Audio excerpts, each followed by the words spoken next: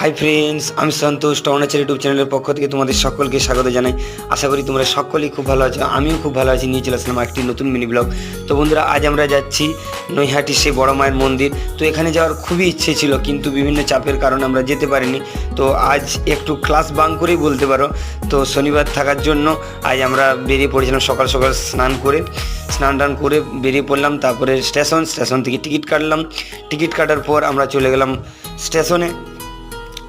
স্টেশনে যাওয়ার পর সেখানে মোটামুটি 45 মিনিট বসে অপেক্ষা করার পর তারপর আমাদের সেই অতি প্রতীক্ষিত ট্রেনটি আসলো এবং আমরা সেখানে আসার পরেই আমরা ট্রেনের উপর উঠে গেলাম।